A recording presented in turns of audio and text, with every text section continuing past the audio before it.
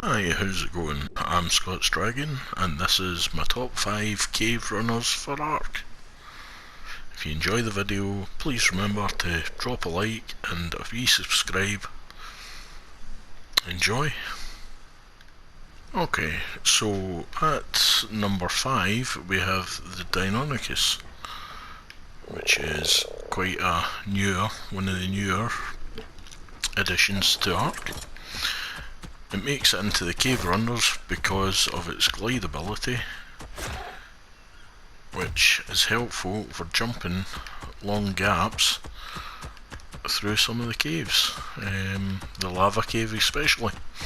You can glide over the longer gaps over the lava. It is based off the Raptor, so it's not exactly a hard hitter, but it will climb onto the sides of cliffs, different beasts if needed. But so that's why it's number 5 in the cave runners. Cracking to look at, makes a change from scaly. You've got nice furry feathers. So there we have it, number 5, the Dynamicus. That brings us to number 4, the faithful Weebill. Again, he makes it into a category of my favourites. He especially is good for the bug cave on the redwoods. Not only can you get the artifact, but you can also get a lot of keratin, chitin and CP while you're at it. So that makes him number 4. Also for the bug cave on the island, you can do it with Megatherium.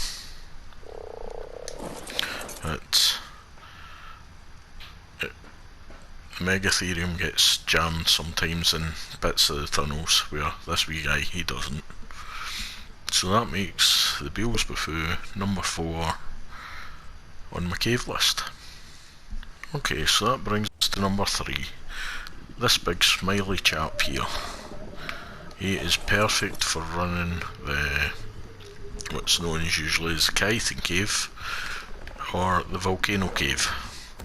He does a wee jump as well, so he can be used for other caves as well, but I prefer to use him in the Chitin Cave, as there is a section of water in it, and if you happen to fall in with another tame, it can quite easily be killed due to the water being filled with piranha and sarcos. But with this guy and his special ability, well, which is his, try and get him to do his tail swipe, there we go, which actually hits, it's an AoE attack, so it attacks everything in the area, and it hits everything in the area, which is good, because it means he can take out large groups of fish. Also, when you're breeding baryonyx, you've got to always remember the only thing they will eat is fish.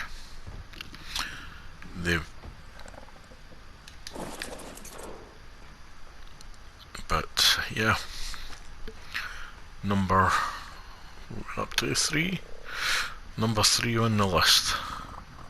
A cracking looking thing. So that's number 3 on my cave running list. Okay, that brings us to number 2. So here we have the Basilsaurus once again. Another great tame for the water caves, due to the ability of not getting demounted from the jellyfish things, and also it can be bred up to have extremely good HP, melee, and it's ideal for the water caves. understandably its size. One of the water caves you've got to go down there's a small hole to get to the artifact, and you need something that's going to get you through that hole, which the basil's perfect fit for it. So, for that reason, for the water caves, the basil is number 2 on the cave list. So that brings us to number 1, the Thylacolli, or some people call it the bear cat. It does look a bit like a bear, but it looks like a cat, so it is one of the best for the other land caves, for its ability to jump, to climb, and to kill, which, yes, it's my favourite for running most caves. If I can, I'll run it with the Thyla, because of the abilities, and he's climbing, which when you don't get, if you get ledge above you, he will not climb. You just don't want to climb for me today. That's because it's not a flattish surface. Right, there we go. There we go, it's up there. Come on. That's it. Some surfaces he doesn't like. But yeah, he is one of the best for all the caves. Hence how he's in first place. And he is a very fast mover, so he can get you around the map pretty quickly as well. And he does hit quite hard, and now with his new bleed ability as well, makes him even more devastating. So that's the Thylacolli. He's cracking looking. So if you've enjoyed the video, once again, if you can drop us a like, subscribe, and we'll catch you in the next one. Hope you've enjoyed it. Take care.